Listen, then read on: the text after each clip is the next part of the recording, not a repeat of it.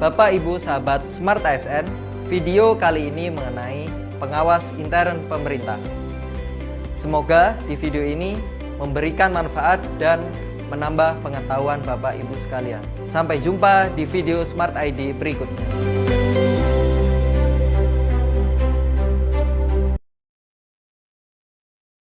Baik, Assalamualaikum warahmatullahi wabarakatuh. Selamat pagi Bapak Ibu sekalian dari berbagai OPD dari berbagai daerah di seluruh Indonesia. Sebelumnya, apakah kabarnya baik Bapak Ibu di pagi hari ini? Semoga selalu baik-baik saja ya Bapak Ibu. Baik, sebelumnya izinkan saya memperkenalkan diri. Nama saya Nur Haziza Anissa selaku moderator pada SDS hari ini yang akan membawakan tentang strategi penerapan SDGs dalam pembangunan desa.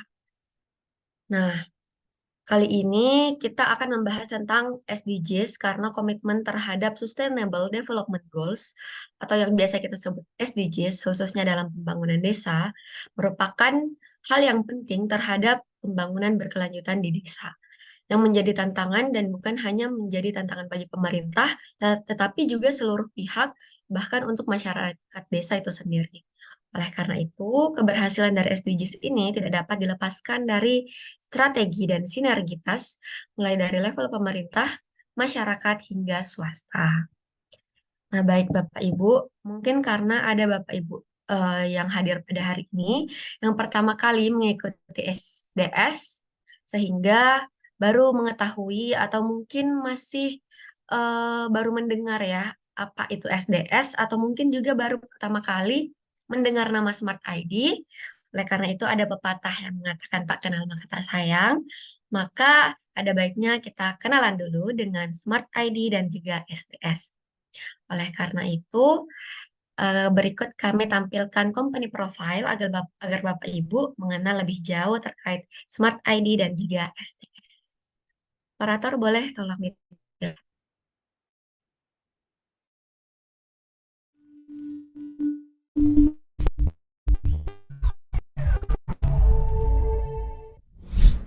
Teknologi berkembang begitu pesat di era modern saat ini, sehingga menuntut semua insan manusia untuk bersinergi secara cepat, efisien, dan mudah. Smart ID merupakan tech company yang dibangun berlandaskan inovasi, integritas, dan kreativitas, hadir untuk negeri.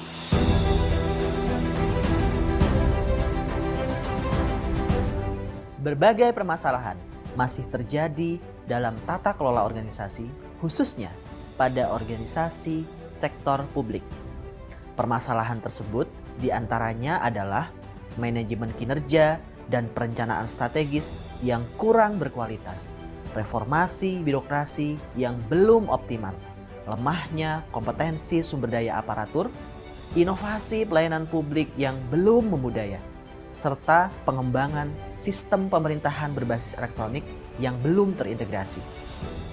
Untuk menjawab berbagai permasalahan tersebut, maka Smart ID hadir sebagai solusi untuk peningkatan tata kelola organisasi yang lebih baik lagi. Smart ID merupakan tech company yang bergerak di bidang layanan teknologi pendidikan dan pengembangan aplikasi bagi organisasi sektor publik dan entitas organisasi lainnya. Smart ID memiliki tenaga ahli dan peneliti yang profesional, sehingga dapat menjamin sistem dan metode pendampingan terbaik, serta memastikan berbagai kegiatan yang dilaksanakan memiliki standar kualitas yang maksimal. Kami percaya bahwa kolaborasi yang harmonis akan membuat pencapaian penting untuk membangun tata kelola yang terus lebih baik lagi. Bersama Smart ID, strengthening governance through technology. Smart ID berkomitmen menjadi partner dalam berbagai aspek untuk meningkatkan kompetensi, sehingga mampu beradaptasi di berbagai tantangan. Dengan analisis yang menyeluruh, Kami siap berkolaborasi dengan instansi pemerintah maupun entitas organisasi lainnya untuk meningkatkan kinerja dan tata kelola kelembagaan. Bersama mitra di seluruh Indonesia hingga dunia, kini Smart ID membentangkan sayapnya.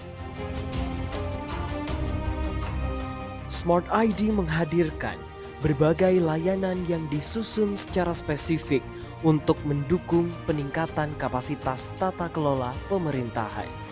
BIMTEK pendampingan dan finalisasi dokumen offline dan online.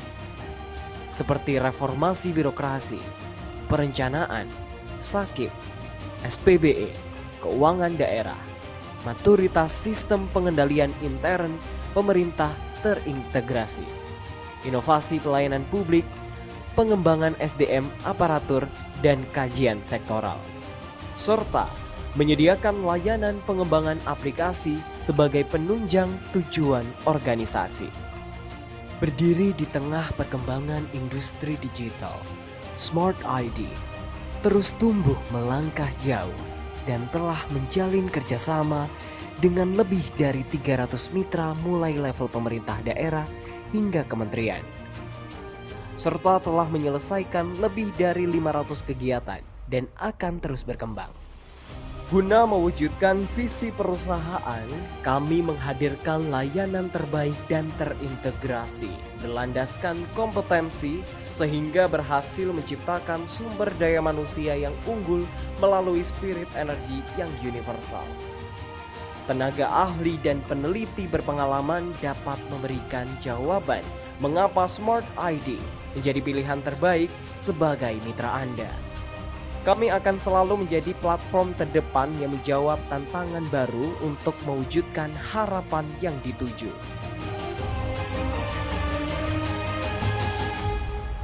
Bersama Smart ID, strengthening governance through technology.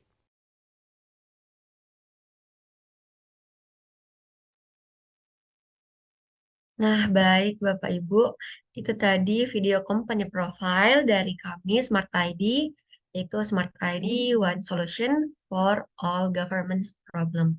Nah, selain itu Bapak Ibu, karena di Smart ID sudah mengerjakan beberapa kegiatan proyek yang sudah diselesaikan, tadi ada lebih dari 500. Nah, rasanya nggak lengkap kalau misalnya Bapak Ibu tidak mendengar testimoni dari mitra-mitra yang sudah bekerja sama dengan kami. Untuk itu kami tampilkan mitra-mitra yang sudah bekerja sama dengan kami beserta testimoninya. Mohon untuk operator bisa ditampilkan.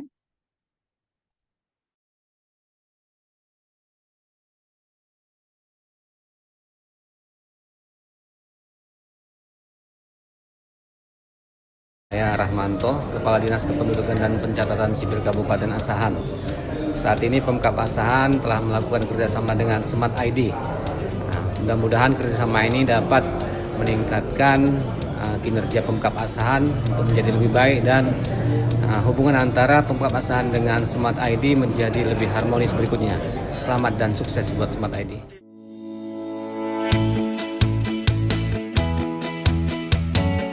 Assalamualaikum warahmatullahi wabarakatuh.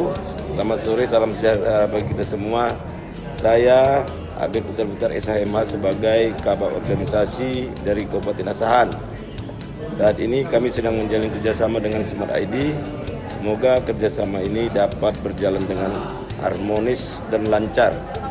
Sukses untuk Smart ID dan Kabupaten Asahan. Terima kasih.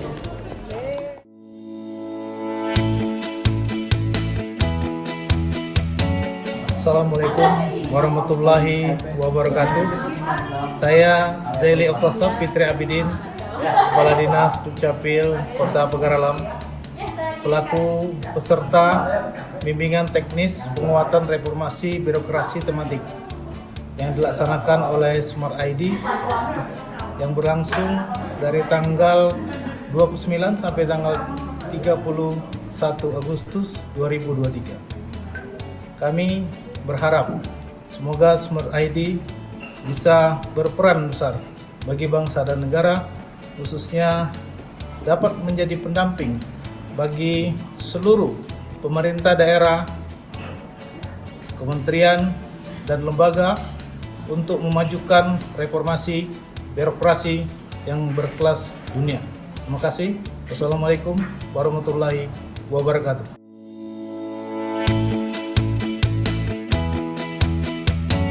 Assalamualaikum warahmatullahi wabarakatuh. Saya Bambang Irawanto, saya dari Dinas Ketahanan Pangan Kabupaten Musi Banyuasin. Kami ucapkan terima kasih kepada Smart ID sudah menyelenggarakan BIMTEK penguatan reformasi birokrasi tematik. Dalam BIMTEK ini kami mendapatkan banyak sekali pembelajaran baru, ilmu baru yang menambah wawasan kami dalam bekerja yang nantinya akan kami implementasikan dalam penyusunan RIP tematik di Kabupaten Musi Banyuasin. Saya harap Smart ID dapat lebih sukses lagi dan lebih berjaya di masa yang akan datang, dan acara-acara seperti ini, BIMTEK seperti ini harus tetap dilaksanakan. Oke?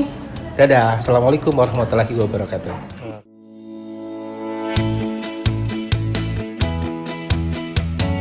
Assalamualaikum warahmatullahi wabarakatuh. Perkenalkan, nama saya Iwan Subanawan dari Bapeda Provinsi Jawa Barat. Alhamdulillah 3 hari ini saya mendapatkan pengalaman berharga yang luar biasa dari Smart ID, memberikan materi tentang penguatan reformasi birokrasi. Alhamdulillah wawasan bertambah, kemudian teman-teman bertambah, ilmu bertambah. Mudah-mudahan RB Jawa Barat terutama Bapeda juara. Terima kasih. Assalamualaikum warahmatullahi wabarakatuh.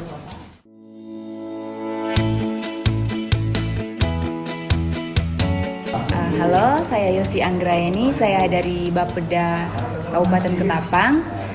Kami sangat berterima kasih kepada Smart ID yang telah menyelenggarakan BIMTEK terkait penguatan reformasi birokrasi, khususnya untuk reformasi birokrasi tematik. Selama beberapa hari ini saya mendapatkan banyak pengalaman, teman baru, wawasan baru. Dan kami sangat senang karena dengan adanya acara BIMTEK ini, kami dari Pemda khususnya di Kabupaten Ketapang mendapatkan pencerahan untuk RB tematik khususnya, dan juga ada materi RB general juga. Semoga kedepannya Smart ID semakin sukses dan dapat memberikan pelatihan-pelatihan seperti ini di lain tempat juga. Terima kasih.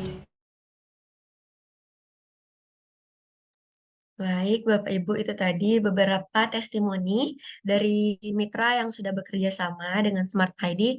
Harapannya itu bisa menjadi gambaran ya untuk Bapak Ibu terkait Smart ID itu sendiri. Nah, untuk SDS sendiri, untuk yang kita lakukan pada pagi hari ini, itu SDS atau Smart Discussion Series, yaitu segmen diskusi yang berseri dari Smart ID yang tujuannya untuk bisa berdiskusi dengan Bapak Ibu dari seluruh OPD di berbagai daerah di Indonesia yang diselenggarakan secara online, dan ada temanya setiap series ya Bapak Ibu.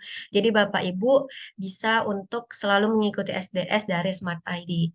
Nah, untuk mengetahui informasi-informasi dari Smart ID, nah ada beberapa media sosial dari Smart ID yang bisa Bapak Ibu kunjungi. Nah, mungkin bisa ditampilkan operator untuk media sosialnya. Yang pertama ada website ya Bapak Ibu. Jadi kami memiliki website khusus.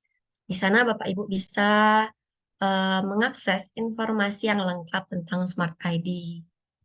Baik, sebelumnya mungkin bisa ditampilkan dulu operator.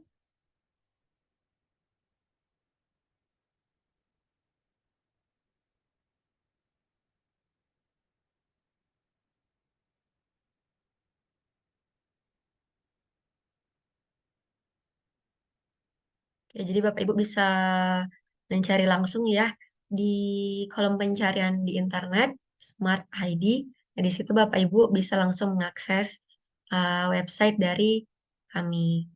Di sana Bapak Ibu bisa melihat informasi lengkap terkait produk-produk yang kami sediakan, yang bisa kami bantu, dan juga tentang informasi mengenai company kami, serta layanan-layanan yang kami sediakan Bapak Ibu, dan juga tenaga ahli, hingga mitra-mitra yang sudah bekerja sama dengan kami seperti itu. Baik Bapak Ibu, mohon maaf sebelumnya mungkin ada kendala dari operator.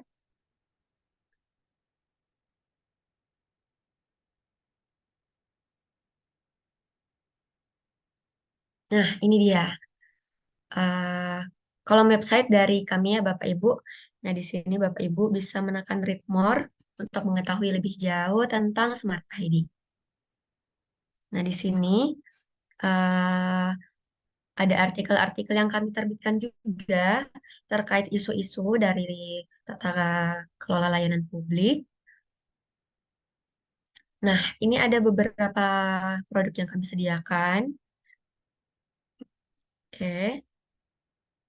Dan ini juga eh, ada program-program yang dilaksanakan oleh Smart ID, salah satunya seperti Smart Discussion Series yang kita laksanakan pada hari ini. Seperti itu, Bapak Ibu.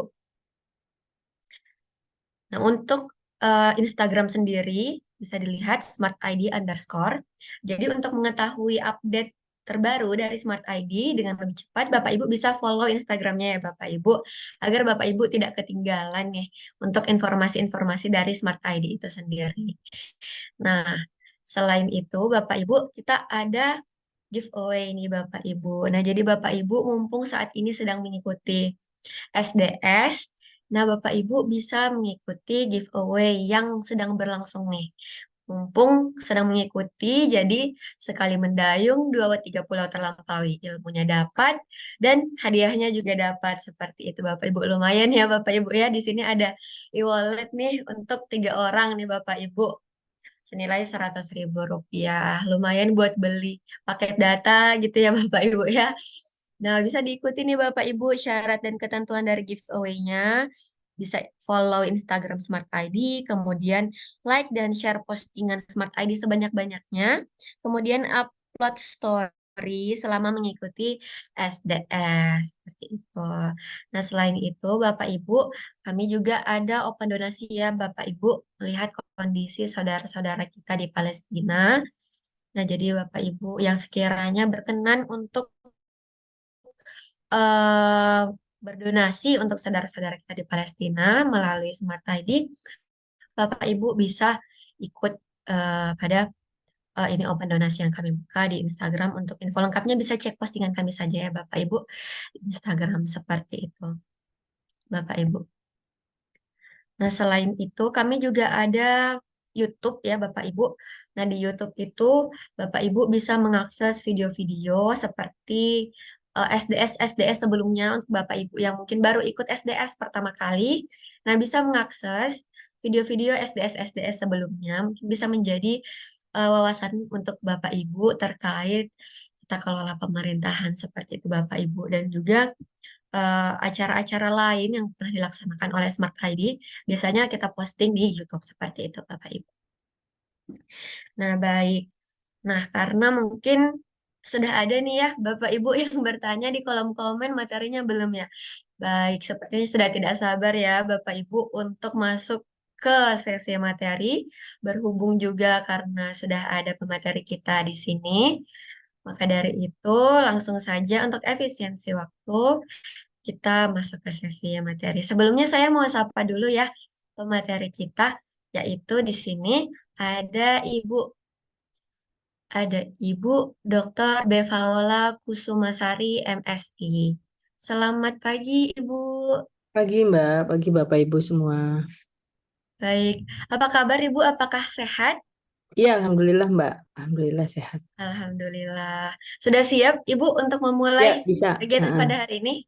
Bisa. Baik, sepertinya karena pemateri kita juga sudah sangat siap dan juga peserta-peserta juga sudah sangat siap dan tidak sabar.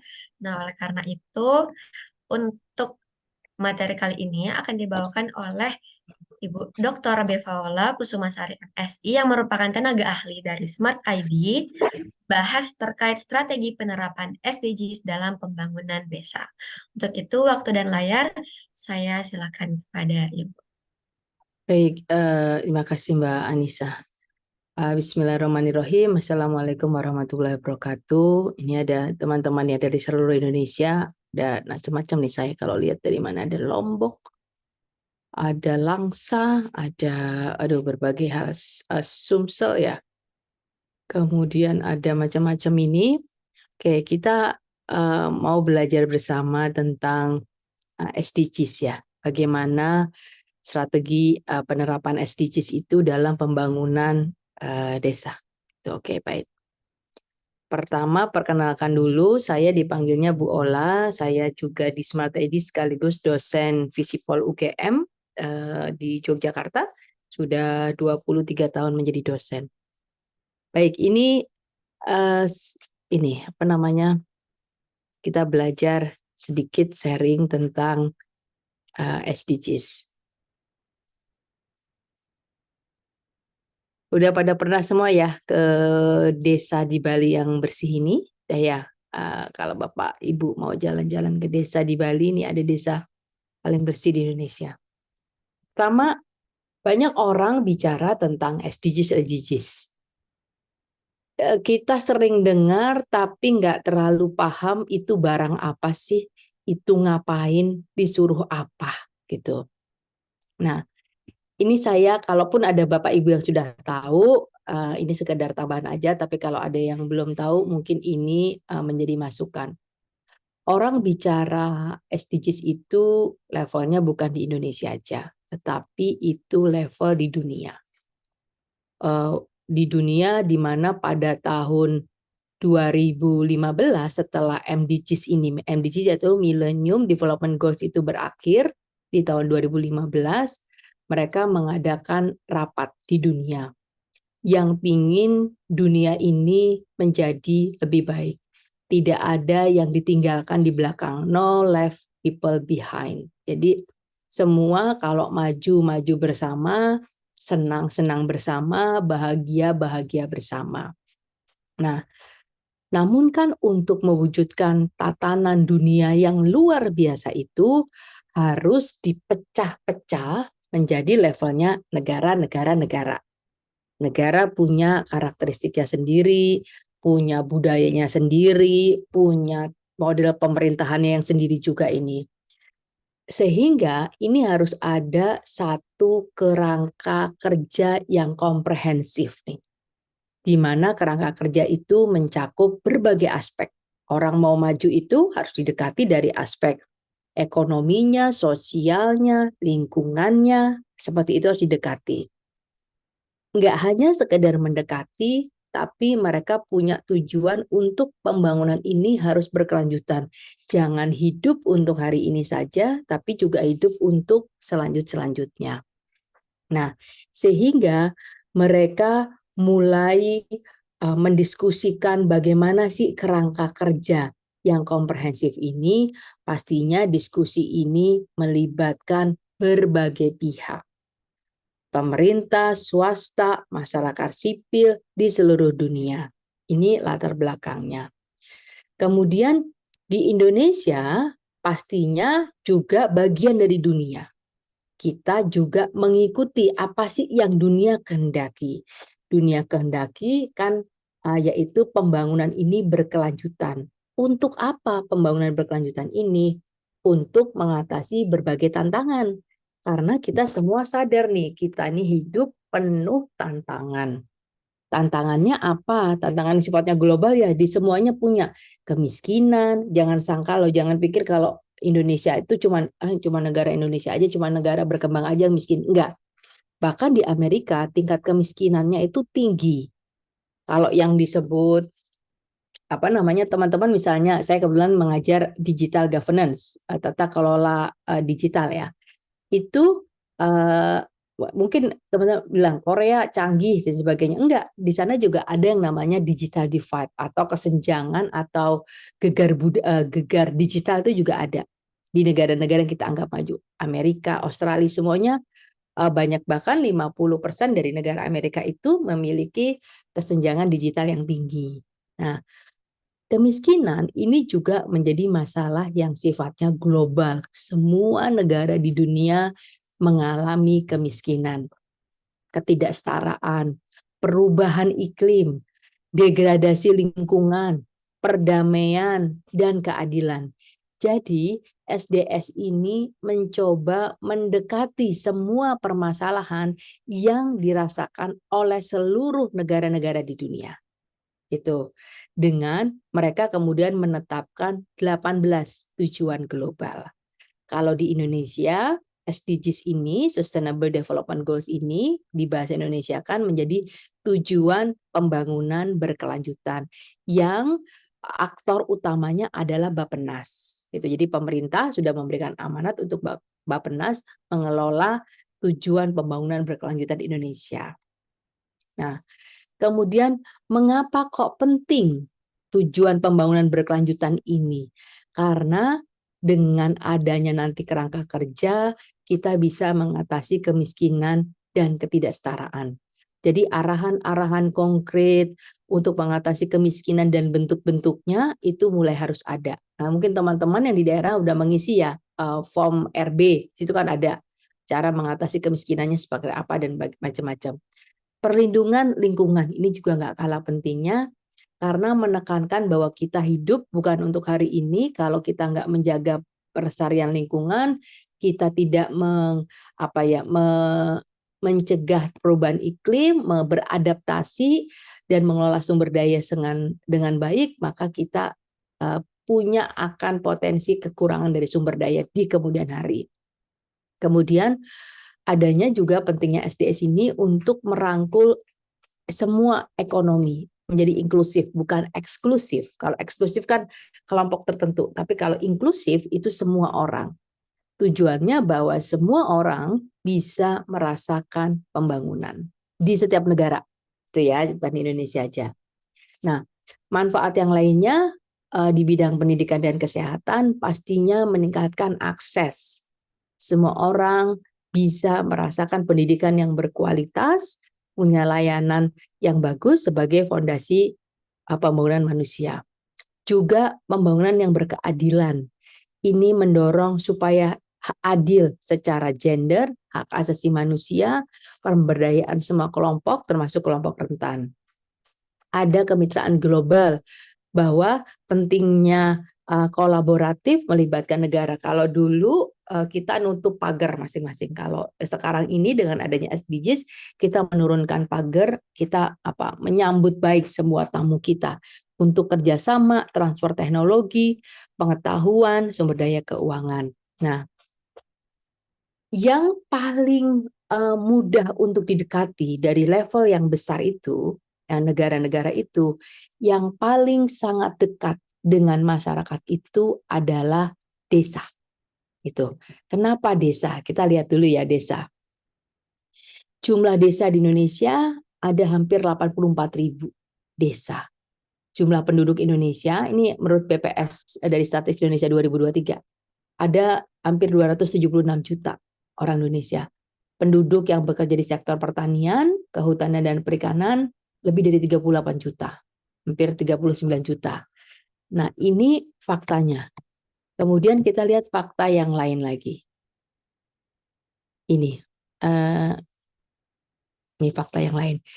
Jumlah desa, nih ya, mungkin Bapak Ibu di sini bisa lihat, jumlah desa yang memiliki sarana kesehatan menurut provinsi itu baru berapa nih? Di Indonesia yang punya rumah sakit itu baru 2.600, yang punya rumah sakit bersalin itu baru 352, yang punya poliklinik baru 8.905. Puskesmas itu baru 10.000, pustu baru 23.000, apotek baru 13.000. Bayangkan dengan ini jumlah di desa itu ada 84.000 desa dan baru hanya terbatas kecil saja. Nih bayangkan nih 2.600 kurang dari 3.000 padahal ini jumlah desanya 84.000 ya. 84.000 baru ada sejumlah kurang dari 3.000. Ini kan sudah menimbulkan kesenjangan ya yang menjadi masalah global tadi itu. Itu tadi dari sisi kesehatan, dari sisi pendidikan juga hal yang sama. Sekolah di Indonesia itu baru SD baru 71.000, SMP-nya baru 37.000, SMK-nya 17.000-an, kemudian SMK ini baru 10.000, perguruan tinggi baru sekitar 3.200. Ini jumlah desa atau kelurahan yang memiliki fasilitas sekolah, bayangkan. Baru sekian yang memiliki fasilitas sekolah, kita sampai SMA aja ya, mungkin ya. Sampai 17.000 ini, padahal jumlah desanya 84.000. Nah, ini fakta-fakta yang menjadi tantangan bagi Indonesia sehingga pemerintah merasa penting untuk mewujudkan tujuan pembangunan berkelanjutan ini atau SDGs ini. Nah, kalau dari data-data itu kita mensummary-nya, maka tantangan utama yang dihadapi oleh desa-desa di Indonesia adalah kemiskinan dan ketimpangan ekonomi. Jadi ini salah satu tantangan yang paling besar. Fenomena ini dikaitkan dengan banyak ya eksploitasi sumber daya alam oleh kelompok kecil dan oligarki gitu tanpa memberikan manfaat pada penduduk lokal. Ini masalah-masalahnya. Pengelolaan sumber daya alam terkait dengan misalnya kurangnya kapasitas mengelola, hanya misalnya kita bisa menangkap ikan kemudian menjualkannya padahal bisa diolah dan sebagainya. Ini tantangan kita. Kemudian akses ke pendidikan dan kesehatan yang tadi angka-angkanya itu sangat memprihatinkan, kurangnya infrastruktur. Kalau udah kurang infrastruktur, pasti SDM-nya juga kurang. Gitu. Kemudian resiko iklim dan perubahan iklim dan resiko bencana ini semua karena daerah kita daerah ring of fire. Jadi yang namanya banjir, kekeringan, erosi ini hal-hal yang ada di sekitar kita. Ini menjadi tantangan. Migrasi dan urbanisasi karena tadi desa kita itu tidak sejahtera, tandus dan sebagainya, mendorong orang untuk bermigrasi dan urbanisasi ke wilayah lainnya. Untuk apa? Ya untuk mencari tenaga pekerjaan yang lebih baik, untuk kehidupan yang lebih baik. Pastinya ini mengakibatkan desa kehilangan tenaga yang produktif, kemudian pastinya nanti akan mempengaruhi ekonomi lokal dan keberlanjutan kehidupan sosial di desa juga. Nah, tantangan-tantangan yang lainnya dalam penerapannya nanti itu adalah akses terbatas. Di desa seringkali mengalami kesulitan dalam mengakses pendidikan, kesehatan dan infrastruktur yang memadai, sumber daya, pemerintah desa memiliki keterbatasan sumber daya manusia, perubahan perilaku, ini biasanya adanya perilaku-perilaku yang bertentangan dengan pola hidup yang berkelanjutan. Kalau dilihat dari tingkat urgensinya, yang paling urgent adalah kemiskinan dan ketimpangan ekonomi. Kemudian berikutnya pengelolaan sumber daya alam, tingkat urgensi 1-10 ya angkanya. Kemudian akses ke pendidikan, perubahan iklim, dan yang terakhir migrasi dan urbanisasi. Ini dilihat dari tingkat urgensi permasalahan yang ada di desa. Nah, kemudian bagaimana kemudian SDGs itu relevan dengan pembangunan di desa di Indonesia? Satu, dari pengentasan kemiskinan. Banyak desa di Indonesia masih berjuang di tingkat pengentasan kemiskinan. Implementasi SDGs yang bertujuan untuk menghapuskan kemiskinan dalam segala bentuknya sangat relevan. Kemudian ada lagi tentang air bersih dan sanitasi. Ini juga masalah, desa-desa di Indonesia sering menghadapi masalah terkait air bersih. Bahkan kami ke Gunung Kidul itu juga sama air bersih menjadi hal yang menjadi masalah. Pendidikan yang berkualitas, kita sendiri tahu bahwa tadi dari sisi infrastrukturnya ketersediaan sekolah saja terbatas, apalagi SDM-nya, sehingga bagaimana menciptakan pendidikan yang berkualitas juga masih menjadi tantangan. Begitu juga mengenai kesehatan dan kesejahteraan. Ini fokus pada kesehatan dan kesejahteraan, di mana masih susahnya untuk meningkatkan standar layanan kesehatan. Nah, SDGs itu Bapak Ibu, di level desa ada 18. 18-nya itu, kalau mau dilihat di sini, desa tanpa kemiskinan, desa tanpa kelaparan, desa sehat dan sejahtera, desa pendidikan yang berkualitas, keterlibatan perempuan desa, desa layak air bersih dan sanitasi, desa berenergi bersih dan terbarukan, pertumbuhan ekonomi desa merata, infrastruktur dan inovasi desa yang sesuai kebutuhan, desa tanpa kesenjangan, kawasan permukiman desa aman dan nyaman, konsumsi dan produksi desa yang sadar lingkungan, desa tanggap perubahan iklim, desa peduli lingkungan laut, desa peduli lingkungan darat, desa damai berkeadilan, kemitraan untuk pembangunan desa, serta kelembagaan desa yang dinamis dan budaya desa adaptif. Ini yang menjadi titik tolak pelaksanaan SDGs di Indonesia, level desa. Di mana hal ini, SDGs desa ini dimaksudkan untuk mengatasi berbagai tantangan yang dihadapi di desa-desa ini. Kalau Bapak Ibu mau tahu tentang detil-detilnya ya, detil-detilnya tentang SDGs desa, ini ada satu PowerPoint lagi nanti bisa diberikan rincian-rinciannya. Desa tanpa kemiskinan itu apa sih? Ini ada semuanya. Pada tahun 2030 nanti tujuan akhirnya SDGs atau pembangunan berkelanjutan itu adalah nanti tahun 2030. Itu tidak boleh ada penduduk miskin di desa. Maksudnya seperti itu. Untuk mencapainya pastinya kita perlu melakukan berbagai program kegiatan mulai sekarang. Itu. Kemudian begitu juga desa tanpa kelaparan, itu diharapkan sudah memenuhi 2.119 kilokalori yang saat ini masih di bawah itu. Gitu. Kemudian desa sehat dan sejahtera, pasti harapannya adalah menurunnya tingkat AKI, angka kematian ibu, angka kematian bayi, dan sebagainya, pengendalian HIV. Ini semua adalah yang dituliskan dalam desa tanpa kelaparan, desa sehat dan sejahtera. Kemudian untuk pendidikan desa yang berkualitas dengan tersedianya berbagai macam layanan-layanan pendidikan, baik formal ataupun informal. Untuk itu juga memberikan peran kepada perempuan yang cukup tinggi, misalnya keterlibatan dalam berbagai badan perwakilan desa, kemudian juga memperhatikan median usia kawin dan sebagainya. Desa layak air bersih, di sini misalnya dengan mengukur akses rumah tangga terhadap air minum dan sanitasi yang mencapai 100% di tahun 2030.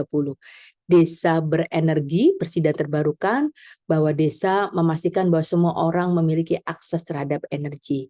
Pertumbuhan ekonomi desa merata, ini memberikan peluang yang baru bagi seluruh warga desa, menciptakan lapangan kerja yang layak.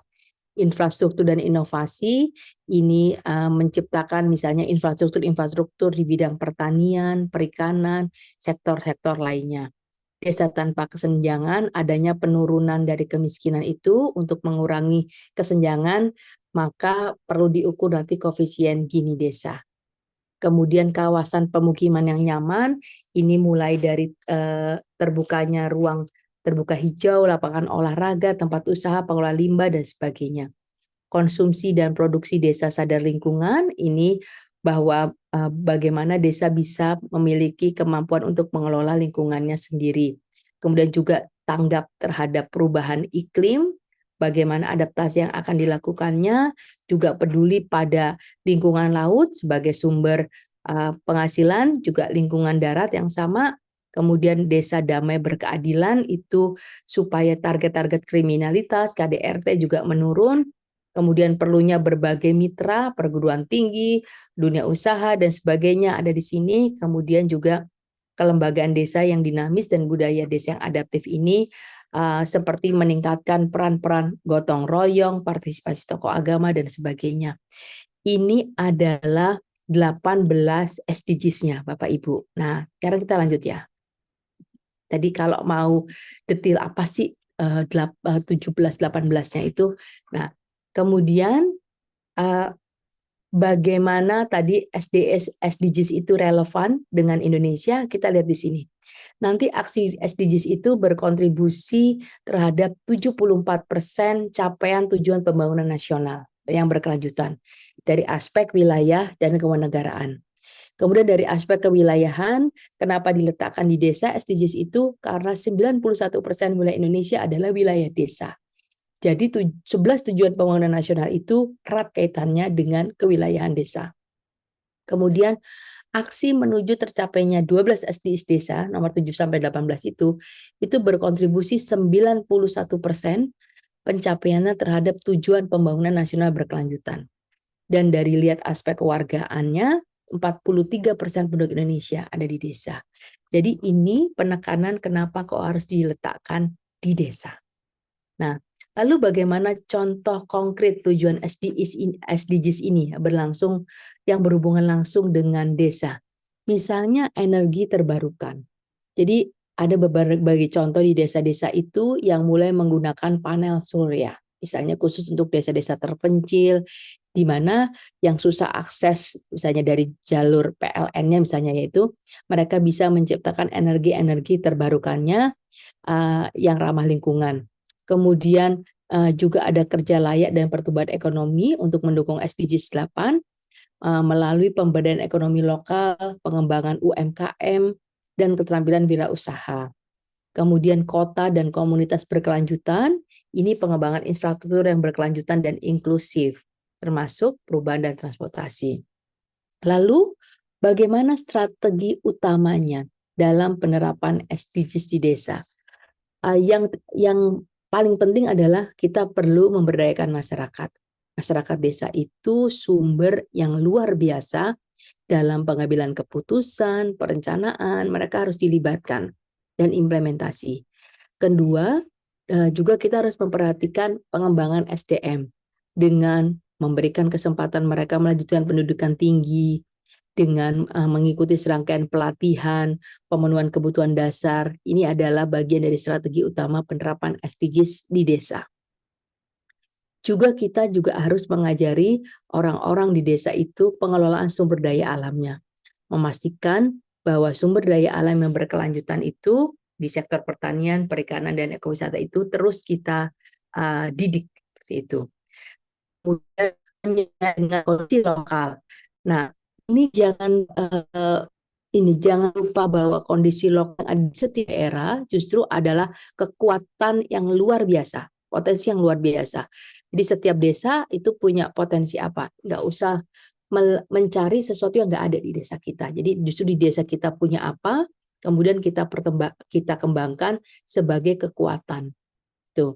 Kemudian partisipasi sudah termasuk membentuk kelompok kerja lokal, gitu, orang-orang lokal di sana, pelatihan, pendidikan, pembangunan kapasitas lokal, itu memberikan kesempatan dilatih di semua pemangku kepentingan itu, berbagai macam kegiatan. Kemitraan dan kolaborasi kalau dengan swasta itu wajib ya, udah banyak CSR, dan juga sebenarnya kampus-kampus itu punya program namanya Merdeka Belajar Kampus Merdeka, MBKM, di mana penting sekali untuk menggandeng kampus untuk membantu, misalnya melalui KKN, melalui kampus mengajar, melalui proyek-proyek kemanusiaan, itu bisa dilakukan untuk membantu desa mewujudkan SDGs-nya. Monitoring dan evaluasi, membangun sistem untuk memberikan kemajuan dan mengevaluasi dampak. Nanti harus ada di sini. Nah, ini beberapa contoh sukses dari penerapan SDGs di desa-desa. Pertanian berkelanjutan.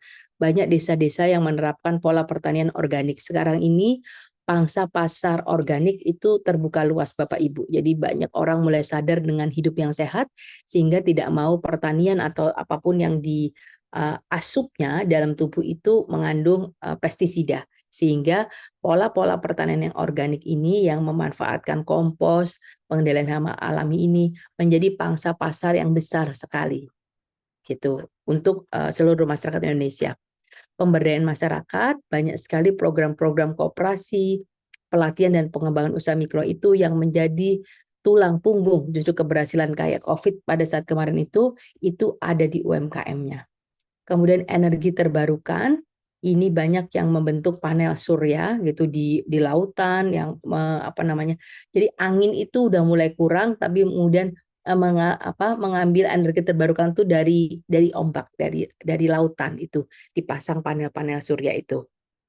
Kemudian pengentasan kemiskinan dan kelaparan ini banyak dilakukan, misalnya seperti di Banyuwangi ya, ada Rantang Kasih, ini sebenarnya termasuk dari pengentasan kemiskinan dan kelaparan untuk lansia-lansia.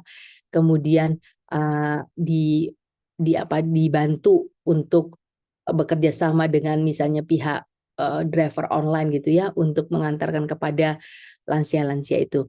Pemberantasan stunting itu termasuk latihan tentang gizi dan kesehatan. Stunting ini bukan tentang bayi yang baru lahir ya, tetapi mulai dari ibu hamilnya itu sudah mulai diperhatikan. Kemudian pertumbuhan ekonomi yang merata dan pembangunan infrastruktur ini mulai dibuka banyaknya lapangan-lapangan kerja, keterampilan yang sangat dipentingkan.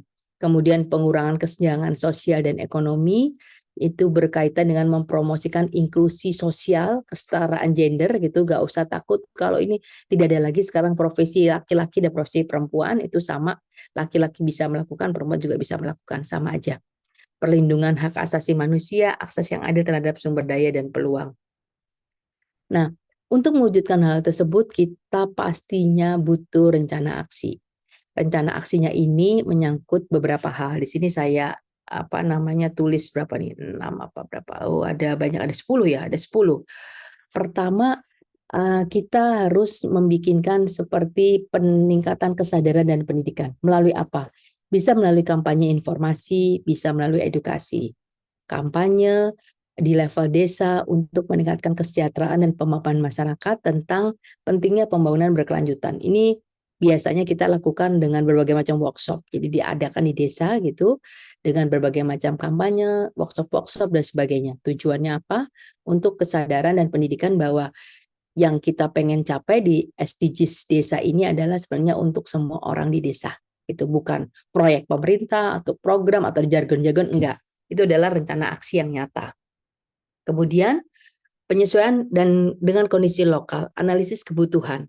Nah, ini biasanya teman-teman dari perguruan tinggi bisa membantu Bapak Ibu memberikan analisis kebutuhan tentang apa sih yang sebenarnya sudah kita miliki, apa yang bisa kita lakukan dengan apa yang kita miliki ini. Jadi kerjasama Bapak Ibu dengan berbagai tadi itu perguruan tinggi, dengan mitra-mitra itu bisa dilakukan. Pemberdayaan masyarakat, ini misalnya mendorong partisipasi aktif masyarakat, bikin program-program yang terkait dengan SDGs, juga kemudian libatkan perempuan dan pemuda serta anak-anak. Peningkatan infrastruktur dan sumber daya, misalnya difokuskan pada peningkatan fasilitas kesehatan, pendidikan dan sanitasi. Jadi sanitasi ini menjadi bagian yang penting. Pengadaan jamban-jamban kemarin kita ke Kalimantan ya, ada banyak keterbatasan, belum banyak orang yang memiliki jamban-jamban di rumahnya, jadi ini juga bisa dilakukan. Kemudian dukungan teknologi, mengadopsi teknologi yang ramah lingkungan, dan ini bisa kerjasama dengan berbagai sektor. Dan integrasi SDGs dalam perencanaan kebijakan, ini dengan menunjukkannya kepada kebijakan-kebijakan lokal. Kemudian pasti kalau ada kebijakan, pasti ada alokasi dananya dan dipastikan ada hal-hal tersebut. Perlu kemitraan dari pemerintah, LSM, sektor swasta, organisasi internasional, dan kita membangun jaringan. Jadi kita nggak bisa menyelesaikan masalah sendiri. Kita harus bersama-sama melakukannya. Kemudian monitoring dan evaluasi, dibangun sistem untuk memantau kita tuh sudah ada di mana. Kalau masih ada di titik ini, apa masalahnya? Ini kita perlu melacak sampai mana keberhasilan kita. Kemudian peningkatan SDM, kapasitas SDM, ini juga dengan mengadakan berbagai macam kegiatan-kegiatan, pelatihan-pelatihan, kemudian fokus pada keberlanjutan lingkungan, mulai ada mengadopsi berbagai praktek bagaimana sih mengelola sumber daya alam yang berkelanjutan. Kita bisa belajar dari berbagai daerah, kita bisa melakukan replikasi, studi banding replikasi, studi tiru ya, itu bisa. Pembangunan ekonomi berkelanjutan ditekankan pada UMKM lokal yang bertujuan untuk mendorong pembangunan yang berkelanjutan dan ramah lingkungan. Jadi itu Bapak Ibu ya, kurang lebihnya untuk memancing diskusi mengapa kok SDGs ini diletakkan di desa. Jadi begitu pentingnya desa ini bagi sebuah negara di mana saya paham, kami melakukan banyak sekali pendampingan ke level daerah. Semua Pemda, kabupaten, kota, provinsi itu punya program-programnya yang menarik yang berkaitan dengan SDGs ini sebenarnya semua OPD. Namun memang kadang itu belum terintegrasi antara apa yang dilakukan desa dengan kabupaten, kota, atau provinsi. Jadi masih seperti instansi yang terpisah-pisah. Oh, ini saya ranahnya di sini, di sini. Tapi kalau kita bisa duduk bareng, kemudian misalnya, oke, desa untuk mengentaskan kemiskinan melakukan apa?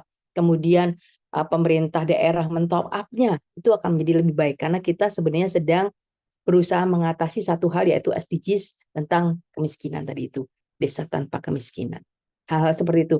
Saya percaya kok Bapak Ibu karena kami melihat berbagai dokumen pemerintah yang luar biasa untuk menerapkan SDGs ini, tapi memang seolah seperti kayak belum terlalu kelihatan ya efeknya. Itu.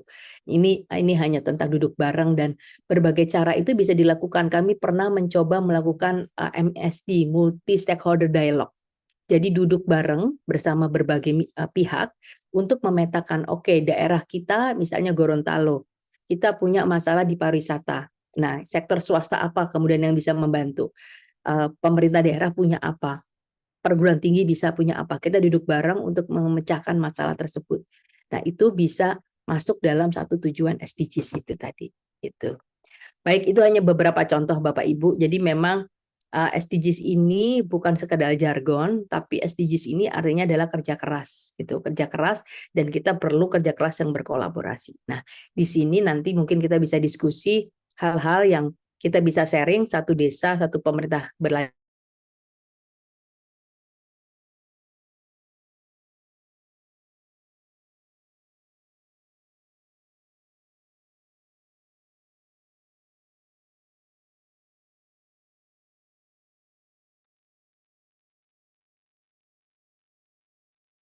Baik, Bapak Ibu, sepertinya narasumber kita ada kendala ya dari sisi koneksi. Nah, saya kira untuk materi dari Ibu Bevaola sendiri sudah ini ya sudah disampaikan Bapak Ibu. Jadi sekiranya Bapak Ibu ada yang ingin bertanya boleh karena tadi Ibu Bevaola sudah membuka sesi diskusi. Jadi Bapak Ibu boleh menyampaikan pertanyaan atau tanggapan mungkin terkait materi yang disampaikan. Seperti itu Bapak Ibu. Mungkin sebelum Bapak Ibu bertanya, ada baiknya Bapak Ibu bisa menyalakan kamera ya Bapak Ibu agar kita bisa diskusi secara interaktif begitu Bapak Ibu. Bisa juga digunakan background yang sudah dikirimkan oleh teman-teman operator. Nah, yang ingin bertanya dan berdiskusi boleh raise hand dulu ya Bapak Ibu, digunakan fitur raise hand, kemudian nanti bisa on cam seperti itu. Baik Bapak Ibu, bagaimana? Apakah ada yang ingin bertanya sembari kita menunggu pemateri kita bergabung kembali di dalam Zoom? Baik.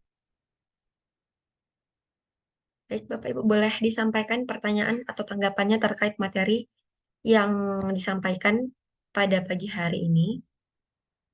Nah, baik di sini ada Bapak Indarto GK. Boleh Bapak langsung disampaikan saja pertanyaannya. Terima kasih waktu yang diberikan. Sebelumnya, Assalamualaikum warahmatullahi wabarakatuh.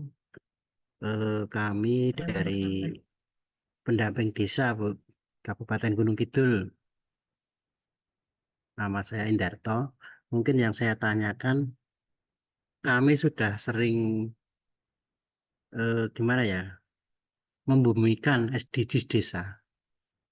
Tapi yang belum kami pahami secara detail, itu bagaimana toh cara membaca data dari SDGs desa itu. Mungkin itu dulu, Bu. Oke, menarik nih Pak. Boleh nggak ada contohnya Pak, cara membaca data? Ini saya beberapa saat terakhir ini ngajarin cara membaca data terus Pak. Tapi saya dikasih, Bapak punya nggak data apa gitu yang bisa di-share, nanti kita baca sama-sama. Oh, ya, coba. Jadi biasanya itu pakai latihan, pakai praktek sih. Tapi pertanyaannya benar Pak.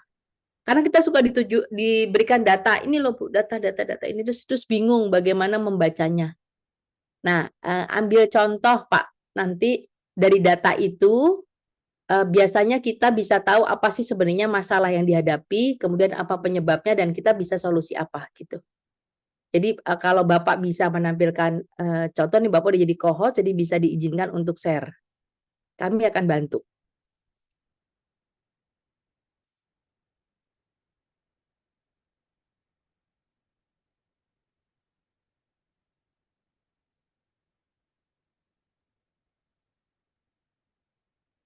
Ada lagi Mbak, yang lainnya Mbak, kayaknya Mbak. Oke, baik. Mungkin bisa menyusul di belakang ya Bapak ya, jika memang ingin dibantu untuk pembacaan data terkait desa. Nah, ini ada pertanyaan lagi nih Ibu dari Ibu Endah dari DPMD Kabupaten Serang. Di sini ada beberapa pertanyaan ya, Bu ya. Yang pertama, bagaimana cara mensinkronisasikan antara SDGs desa dengan SDGs kabupaten atau kota? Pertanyaan kedua, apa saja peran pendamping desa dalam SDGs desa? Dan yang ketiga, bagaimana cara menyusun program dan kegiatan desa agar sesuai dengan SDGs desa? Oke. Ya, baik. Bu, ini pakai pelatihan, tapi nggak apa-apa ya, Bu Endah. Ini pakai pelatihan nih, sebenarnya pakai pelatihan, tapi kita bisa gini yang cara paling gampang. Kebetulan kami kemarin mendampingi Pontianak nih, Pontianak ya. Itu pertama dilihat dulu di kabupaten kota itu, waktu itu provinsi Pontianak itu pengentasan kemiskinannya apa saja, Bu? Ini kan kita mau nomor 1 nih, tunggu ya, kita lihat dulu. Ini nomor 1 desa tanpa kemiskinan ya Bu ya, biasa desa tanpa kemiskinan. Nah, di sini dimasukkan dulu semua program kegiatan di provinsi, kabupaten atau kota itu yang mengarah pada pengentasan kemiskinan. Jadi kami waktu itu memetakan berbagai macam OPD itu, setiap OPD punya program apa toh untuk kemiskinan, kita jajar. Kita jajar seperti itu. Kemudian desa punya apa gitu. Jadi nanti masuk enggak dalam tabel, itu duduk bareng ya Bu ya, nggak bisa sendiri-sendiri biasanya. Kita mengadakan 1-2 hari workshop gitu untuk khusus kemiskinan. Jadi semua OPD di provinsi itu membawa dokumen programnya yang mengarah kemiskinan apa saja. Kemudian nanti desa nyambungin, masuk enggak dari yang kabupaten kota itu. Nanti kalau udah dijajar kelihatan, oh desa ini ternyata nggak masuk dalam program, nggak ada cantolannya di kabupaten provinsi. Nanti bisa kelihatan itu. Jadi itu yang kami lakukan waktu itu bersama-sama. Pertama kami yang lakukan itu adalah mengetahui secara pasti masalah yang dihadapin daerah kita dalam kemiskinan ini apa aja sih. Masalahnya apa aja kemiskinan, kemudian apa yang menyebabkan kita miskin. Karena penyebab dari kemiskinan itu beragam. Tiap daerah, tiap kabupaten, kota, provinsi itu beragam. Kalau tadi ya mungkin di Pak Indarto Gunung Kidul itu masalah geografis, itu pengaruh. Tapi kalau di waktu itu Pak Wali Kota Pak Jenius Padang Pariaman itu bilang penyebab kemiskinannya adalah tingkat pendidikan yang rendah. Nah, dari situ kemudian menjadi strategi pengentasan kemiskinannya beda-beda setiap daerah itu. Nah, untuk Ibu di Serang itu harus paham dulu apa sih yang menyebabkan misalnya satu kemiskinan di Serang. Sama enggak persepsinya antara Kabupaten Serang ini dengan desa-desa di Serang dalam mengatasi kemiskinan. Kemudian lihat dari masalah yang di desa-desa itu, apakah persoalan ini dari desa-desa itu sudah diangkat dalam program-program di kabupatennya. Itu cara kami. Jadi ada DES-nya ya Bu ya, analisis DES-nya itu bersama-sama. DES itu apa ya, di mejanya itu dipetakannya itu Bu. Itu yang baru kami lakukan. Jadi sehingga kita tahu benar bahwa semua program di desa dan anggaran-anggaran desa itu nyambung dengan program kabupaten. Nah, setelah itu baru nanti OS punya strategi untuk pengatasan kemiskinan. Nah, strategi itu bisa diberikan kepada para pendamping desa. Gitu. Itu baru kemiskinan loh Bu ya. Baru kemiskinan, padahal itu kan ada 18 yang lainnya. Jadi memang ini kerjanya kayak tadi saya bilang bahwa SDGs itu kerja keras loh, bukan jargon gitu. Jadi pendamping desa itu melakukan siapa nanti untuk kemiskinan, siapa untuk pendampingan ibu hamil dan sebagainya. Itu tugas-tugas dari pendamping desa. Tetapi semuanya punya arahan satu dari kabupaten. Dia tahu kabupaten ini mau mencapai SDGs yang mana. Gitu. Nah, cara menyusun otomatis menyusun program dan kegiatan itu setelah kita duduk bareng, tahu program dan tahu masalahnya, kita menentukan bersama, oh PD ini saya akan mengentaskan kemiskinan ini. Kemarin itu begitu. Ini misalnya ada tidak punya jamban dari perpustakaan bisa apa? Oh Bu, kita bisa memberikan edukasi Bu tentang pentingnya misalnya hidup sehat, ini masuk sana. gitu. Jadi satu persoalan masalah ketika kita omongkan di depan, kemudian berbagai macam sektor itu akan nyaut, Bu. Itu akan bicara bahwa oh kita bisa membantu ini, bahkan dari yang kita tidak bayangkan dari perpustakaan itu bisa ngomong saya bisa mengedukasi kok untuk pola hidup bersih gitu, hal seperti itu. Itu yang kami praktekkan soalnya. Jadi nanti otomatis Bu, ketika kita bisa sinkron, kita bisa tahu siapa melakukan apa, gitu, kapan dan bagaimana, kemudian termasuk dari programnya itu dalam satu rangkaian kerja sebenarnya dalam satu workshop, gitu. Gitu itu sih Bu ya, apa Baik, namanya? Kak. Monggo. baik dari Ibu Endah, apakah sudah terjawab Ibu atau mungkin ada feedback Ibu untuk jawaban dari narasumber kita? Apa sudah cukup Ibu?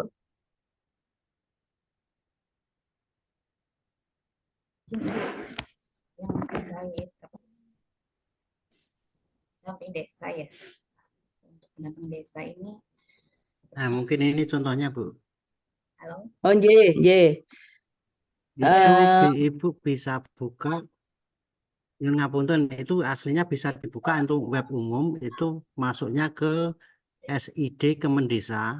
Nah, ini Betul, SID betul. Kemendesa. Langsung ke profil, ini langsung pamannya kita desa tanpa kemiskinan. Nah, ini Ya, kami nih, itu untuk baca data ininya, itu aslinya kita belum ada nganut penjelasan secara detail ini cara bacanya itu bagaimana, itu kita hanya baru sepengetahuan kami saja, Ibu. Oke, di sini tunggu ada ininya nggak Pak? Berarti kan skornya baru 4,2 gitu ya Pak ya. Ini dilihat oke. Ya. Ini rekomendasi dari siapa Pak? Apa yang udah dilakukan ini Pak? Misalnya pemberian BLT, pelatihan keterampilan ini gitu. Ini kan rekomendasi, itu kan rekomendasi dari aplikasi keluarnya sudah seperti itu, Bu. Dari data kami sebagai warga mendata masyarakat yang ada di Kaluran, yang ini Kaluran mana nih tadi? Ya di Semen, itu hasilnya dari inputan dimasukkan ke aplikasi, keluarlah rekomendasi seperti ini. Oh, ini gini Pak, bahasa saya menganalogikannya gini.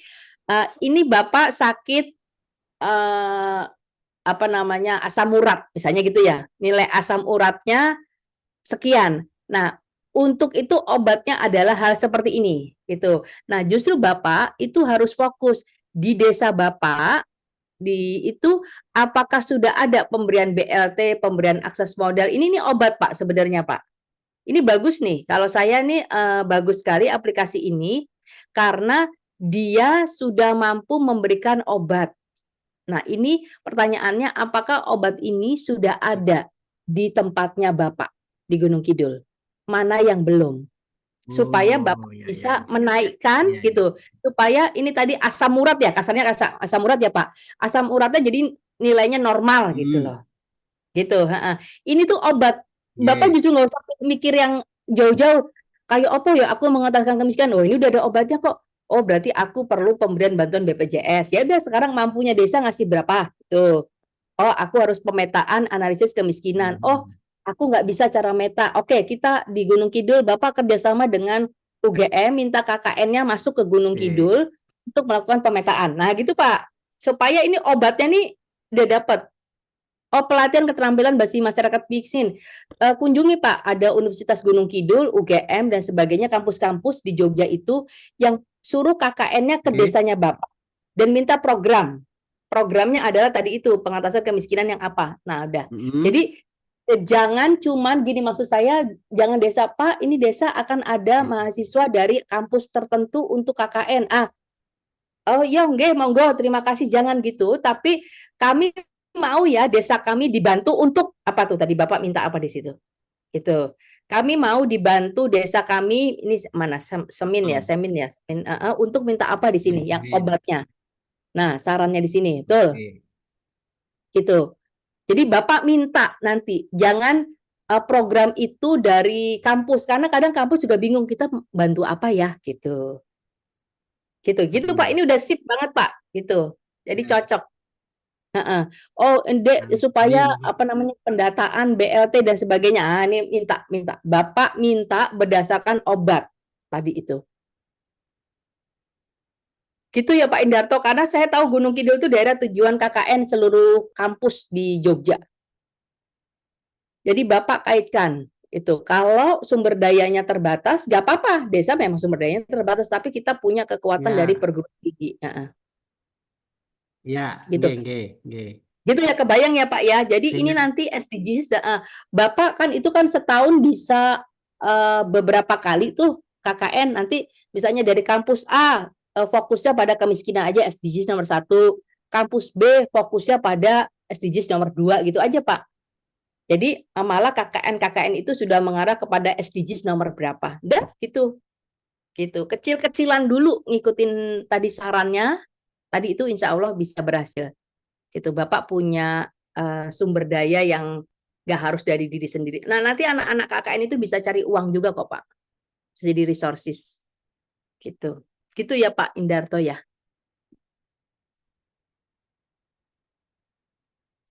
Di Baik, Serang Bapak. juga, di Serang ini juga sama.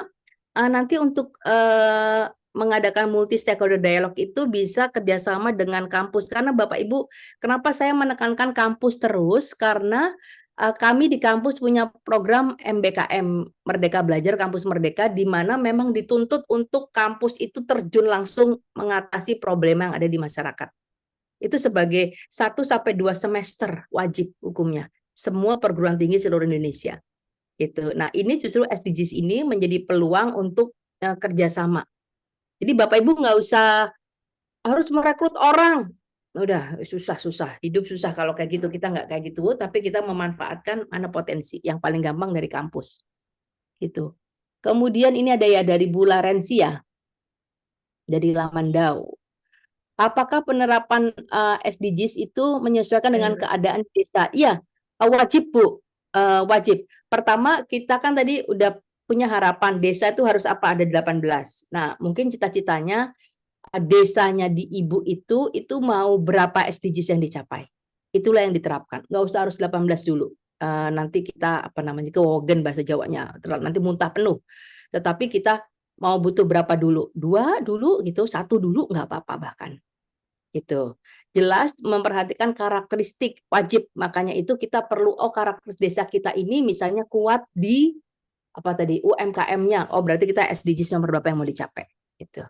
Itu harus diperhatikan. Nah, ini makanya pemetaan karakteristik, potensi, kelemahan yang ada di setiap desa menjadi penting. Apakah sudah punya atau belum kabupaten? Gitu. Kalau belum dibantu dari pihak lain.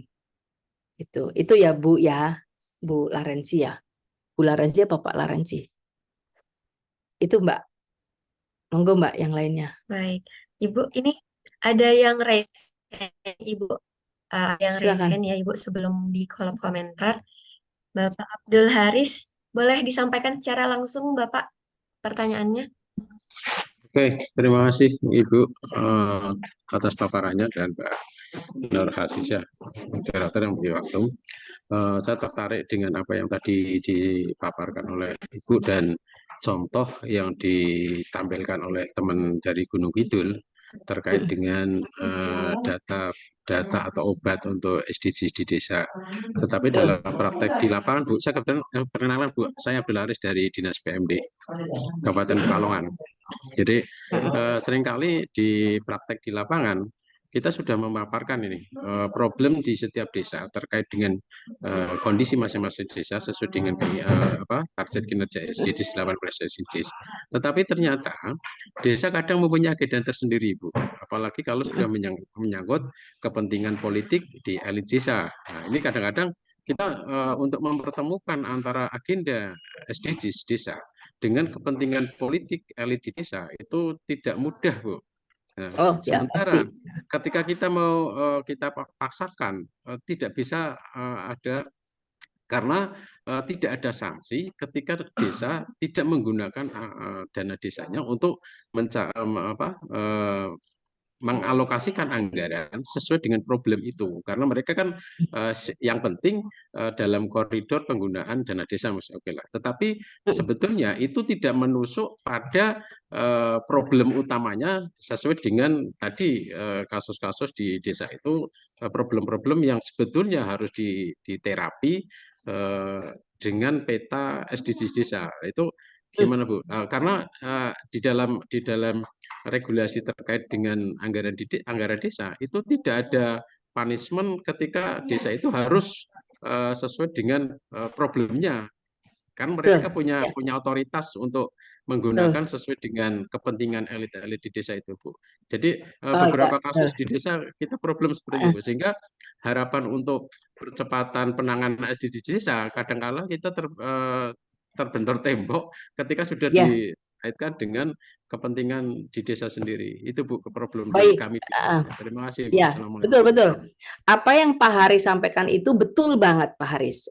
Betul, dan itu terjadi di, ya sebenarnya mayoritas lah Pak ya, mayoritas seperti itu, apalagi ini tahun politik dan sebagainya macam-macam. Nah, itu kalau mau dicari tahu apa sih yang menyebabkan kok mereka tanda kutip ya tidak patuh, misalnya gitu ya, tanda kutip ya, kurang patuh. Nih, kalau disuruh dikasih punishment, nggak semua harus dihukum. Saya sebel banget. Kita udah banyak banget hukuman dalam hidup ini. Jadi kayaknya bukan dihukum. Itu mungkin ada ya, paham saya. koridor yang lebih ketat. Gitu. Paham. Tapi ini ketika kami tanya, kenapa kok tidak patuh gitu ya? Kami pernah mencari tahu itu. Karena banyak yang tidak paham. Sebenarnya ini apa toh pentingnya? Gitu. Itu mau ngapain? Yang ada di bayangan teman-teman desa itu kayak jargon aja, Pak. Gitu. Oh, hidup sehat. Oh, ini gitu-gitu aja jargon. Tapi bukan sesuatu yang hal ini menyentuh bahwa Pak, Bapak nggak apa-apa kelola uang desa itu, tapi ada loh Pak menu yang bisa bikin orang itu bahagia di desa Bapak, gitu maksudnya. Nah, kesadaran akan pentingnya SDGs bukan sebuah kayak iklan, kayak hal itu tuh memang masih tipis Pak. Gitu. Jadi mereka padahal yang dilakukan mereka nanti kalau dihitung ya dikalkulasi itu SDGs juga hanya itu, tapi kayaknya kayak menunya kayak beda, bukan 4 sehat 5 sempurna gitu loh Pak, tapi kayak menu yang lain sebenarnya 4 sehat 5 sempurna gitu. Ini cuma ngasih tahu aja Pak yang kalau saya tadi kita mengapresiasi dulu mereka bahwa apa yang dilakukan teman-teman desa itu luar biasa. Ada yang bikin itu enak ini loh menunya, menu SDGs ini Pak. Bagaimana kalau hal ini disesuaikan Pak? Jadi Bapak makan nasi pecel misalnya gitu ya. Oh, namanya orang Medina itu nasi pecel itu udah masuk hidup sehat loh Pak. Kayak gitu. Itu cuma masukkan gitu. Sehingga mereka paham, oh apa yang kami lakukan ini ternyata juga terarah toh dengan menu 4 sehat 5 sempurna. Gitu aja sih Pak sebenarnya. Jadi kita sendiri juga jangan kaku. Kalau misalnya menu makan 4 sehat 5 sempurna itu harus orang hidup sehat itu harus makan sayur bayam aja ya, enggak. Urap-urap juga boleh gitu loh. Kita sendiri ini di pihak kabupaten kota yang juga harus punya wawasan, ada banyak variasi. Ada banyak obat-obat yang sebenarnya juga bisa bikin orang sehat. Gitu aja sih Pak. Jadi ini dua sisi, gitu. Dan inilah pentingnya seni, Pak.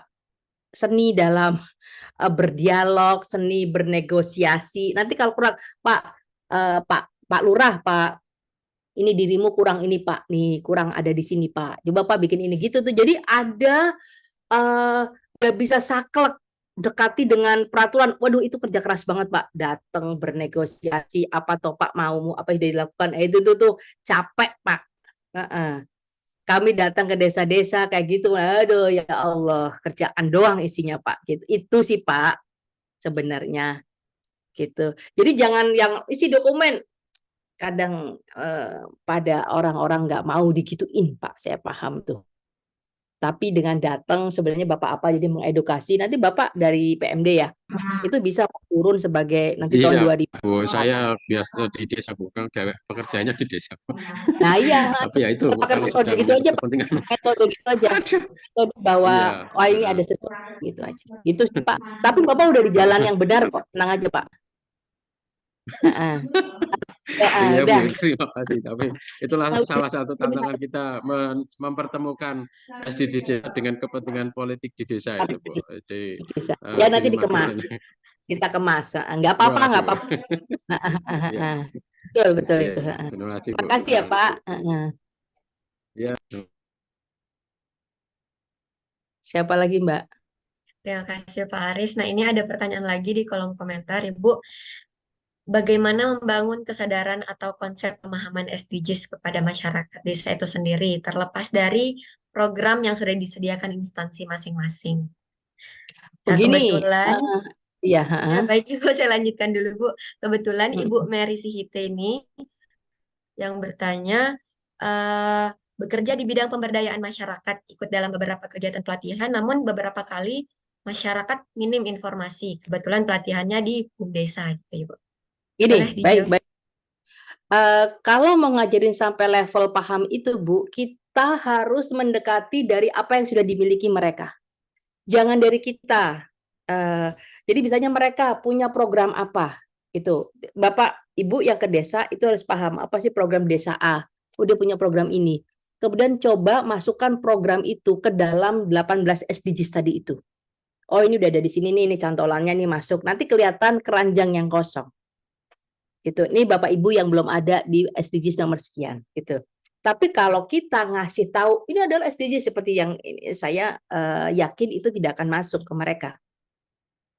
Gitu. Jadi ambil program di desa itu dalam 1 tahun, kemudian Bapak Ibu masukkan ke keranjang-keranjang nomor SDGs itu, nanti kelihatan mana yang kosong.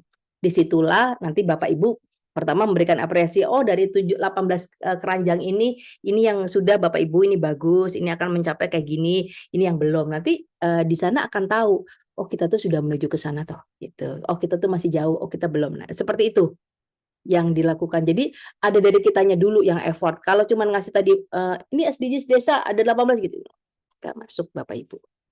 Gitu. Itu sih Bu. Ibu Mary-nya Silakan. ada di sini Ibu. Mungkin Ibu Mary ada tanggapan atau feedback Ibu kepada narasumber kita? Sudah jelas Bu. Tadi saya menyimak ya Bu ya dengan semua penjelasannya. Suara saya kedengaran Bu? Dengar Bu. Halo. Dengar aman. Terima kasih Bu. Nah, tadi sempat saya kepental Bu, mungkin sinyal saya kurang stabil ya. Nah iya Bu, jadi saya simak tadi semua penjelasan Ibu. Ini ya, yang saya temukan memang seperti yang Ibu jelaskan. Banyaknya mulai dari desa itu sendiri, masyarakat desa maupun juga program-program yang sering timpang tindih juga ya Bu ya. Dan Pasti. untuk kegiatan-kegiatan itu kadang yang saya rasakan adalah masyarakat desa itu sendiri bingung Bu, ini yang mana nih, benar apa tidak? Harusnya seperti apa? Dan terima kasih penjelasannya. Mudah-mudahan kebetulan Bu, saya sebagai penggerak swadaya masyarakat seringkali mengikuti pelatihan, dan yang saya temukan memang masyarakat itu tidak semuanya, bahkan hampir minim sekali mereka yang benar-benar mengerti dan membangun awareness itu sangat sulit gitu loh Bu. Dan Pasti. Padahal mereka sebenarnya ada beberapa yang memang juga sangat terbuka.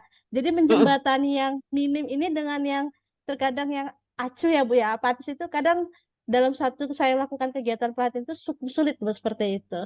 Nggak apa-apa Bu, nanti ya. Itu sampai kasarnya sampai akhir zaman kayak gitu Bu, selalu terjadi kayak gitu. Nggak apa-apa. Satu, ketika bicara pada level misalnya masyarakat itu selalu ini karena saya ikut pelatihan ya, apresiasi. Oh Bapak Ibu sudah bagus nih, ini apresiasi ini sudah masuk kategori misalnya SDGs mana. Udah apresiasi aja. Ini Bapak Ibu kalau untuk mau meningkatkan lagi ini bisa dilakukan gitu. Jadi jangan mendowngrade mereka. Udah susah tuh Bu, mereka melakukan kerja keras yang kayak gitu, kemudian kita salah nih, kayak ini nggak bisa sesuai dengan SDGs. Aduh, salah lagi nanti emosi. Gitu. Jadi apresiasi, oh udah masuk ini nih Bapak Ibu kotak ini nih untuk supaya nilainya nanti kita lebih tinggi kita bisa begini, itu aja.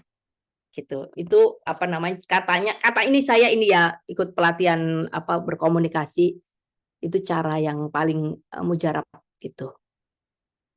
Nanti otomatis ketika dia sudah bisa diapresiasi dan ada kebutuhan, oh saya perlu meningkatkan, otomatis kesadaran dia akan SDGs itu akan meningkat. Itu sih Bu. Sudah cukup jelas, Bu. Terima kasih, Bu. Baik, Sama-sama. terima kasih Ibu Mary atas pertanyaannya.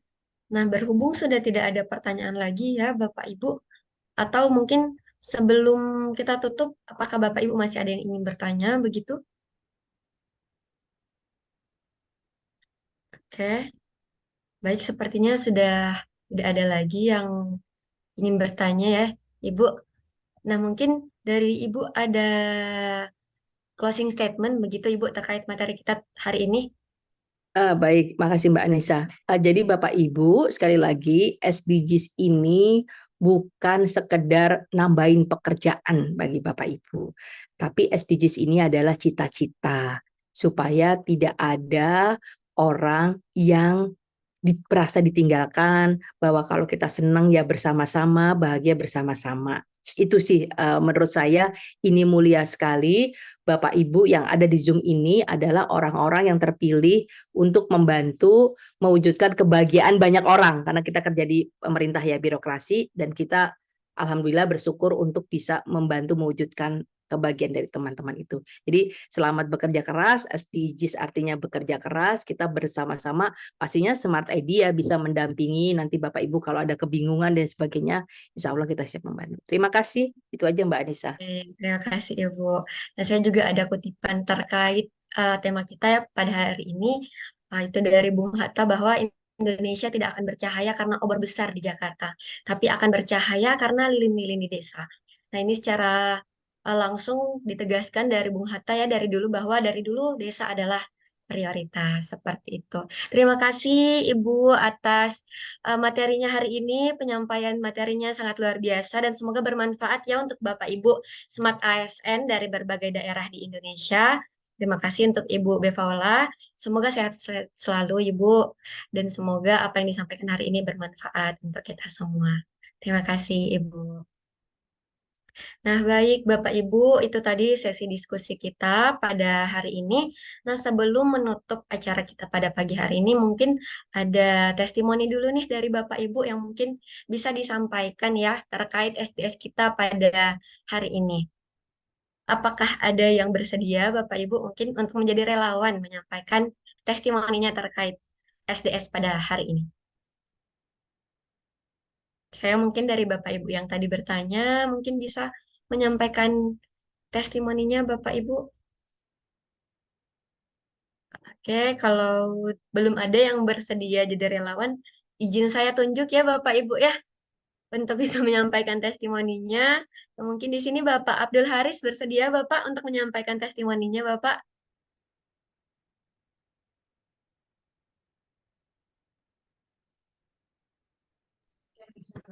Gimana Pak testimoni Testimoni kegiatan terkait SDGs? SDS kita hari ini, SDS. diskusi kita hari ini ya Bapak. Terima kasih.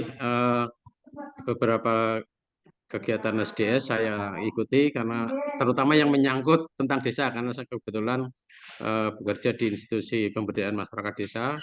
Memang menarik untuk pencerahan kita sebagai bekal kita ke lapangan, apalagi materi-materi itu selalu up to date dan menggandeng para ahli-ahlinya di bidang pemberdayaan masyarakat desa.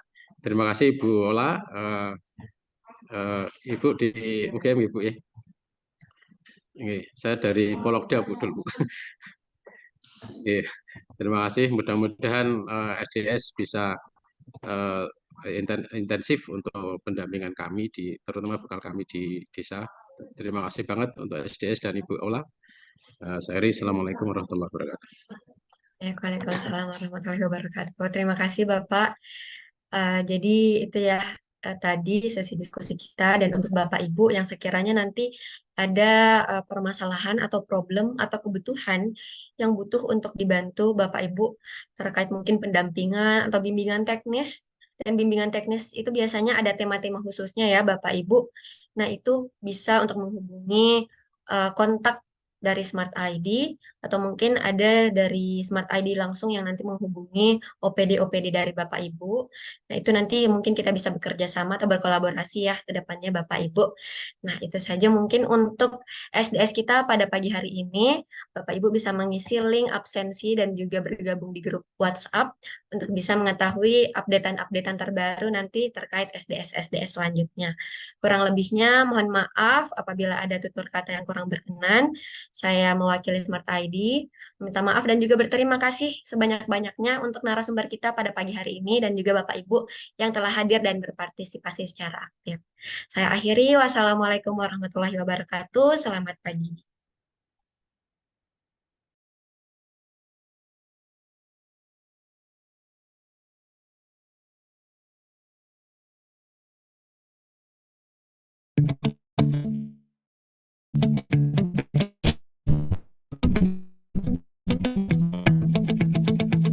Sejak pertama diselenggarakan pada tahun 2021, Smart Discussion Series atau